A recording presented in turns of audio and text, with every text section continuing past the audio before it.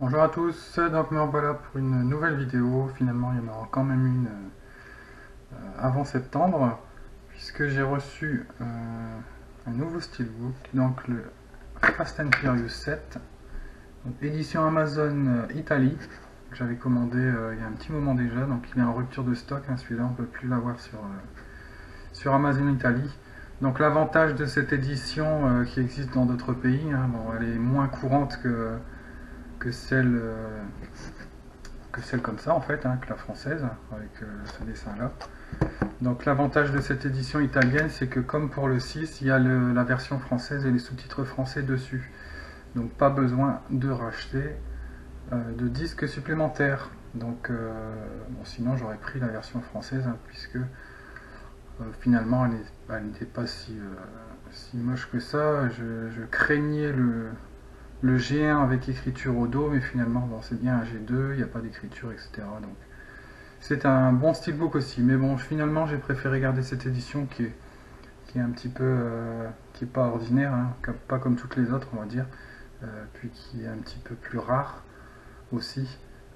Comme j'avais pas de continuité dans l'ensemble de la saga, j'ai pris celle-là aussi, hein, puisque maintenant il y a les éditions qui se suivent, des éditions américaines ou anglaises, hein, les Best Buy, les éditions Zavi qui étaient sorties, etc., mais qui ne me plaisent pas trop. Quoique les éditions américaines sont pas mal, hein, puisque c'est un mix entre juste les voitures comme l'édition Zavi, que j'aime pas du tout, et les jaquettes originales, enfin des films, on retrouve souvent, avec un mix de la voiture en dessous, donc ce qui est pas mal, mais bon, faudrait tout racheter, et franchement, ça me fait chier de devoir racheter l'intégrale en steelbook alors que j'ai déjà tout, quoi. Ça serait un petit peu du gaspillage d'argent. Ce que j'ai me vont très bien. Donc voilà donc pour la présentation de l'édition italienne. Donc finalement cette partie-là, hein, c'est pas métallique, c'est un genre de blanc cassé.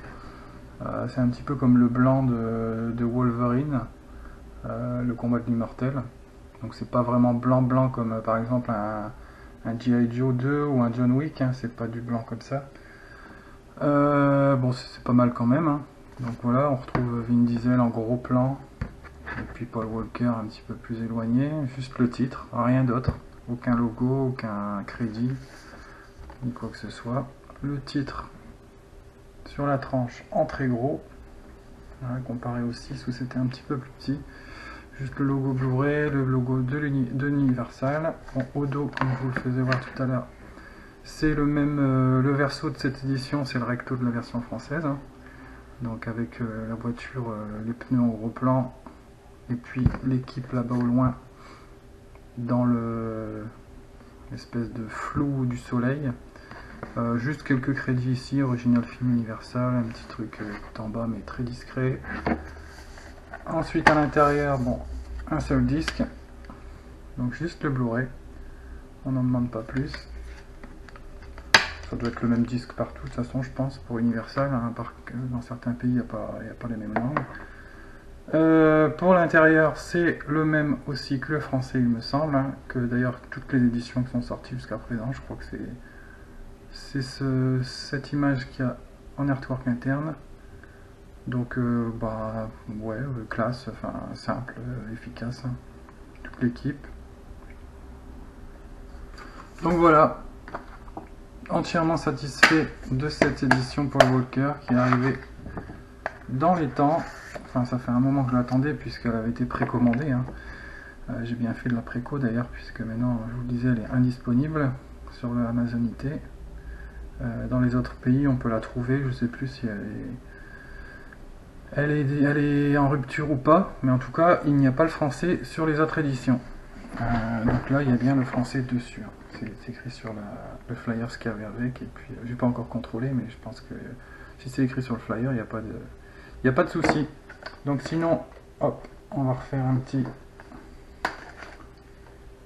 tour d'horizon de la saga. Donc je pense que c'est une de mes plus grosses sagas, si ce n'est la plus grosse de films en steelbook, hein. Je pense que oui, hein. L'autre c'est les Resident Evil, que j'en ai 5, non 6 je crois, 5 films et un dessin, enfin un anime. Et ici on en a 7 donc maintenant. Voilà. Donc comme je vous le disais, un mois pas de continuité. Mais ça ne me gêne pas du tout. Enfin, continuité, on va dire, pour les 4 premiers, puisque c'est les éditions allemandes. Donc, le recto me satisfait entièrement pour les éditions allemandes. C'est ce que je veux. Hein. Au niveau du verso, bon, il y avait les écritures, mais j'ai glissé un petit carton derrière chaque édition. Puis je me suis fait des artworks internes, bien sûr, pour pouvoir, voilà, pallier au désagrément des nombreuses écritures allemandes au dos. Donc là c'était le 2, le Tokyo Drift. Voilà, c'est dommage hein, parce que je trouve que c'est les mieux ceux-là. Enfin, à mon avis. C'est ceux que je préfère des nombreuses éditions qui sont sorties. Voilà, donc là une petite phrase en allemand, mais bon, ça reste discret. Hein. Puis j'avais eu l'ensemble, les 4, pour pas grand chose, donc on va pas se plaindre.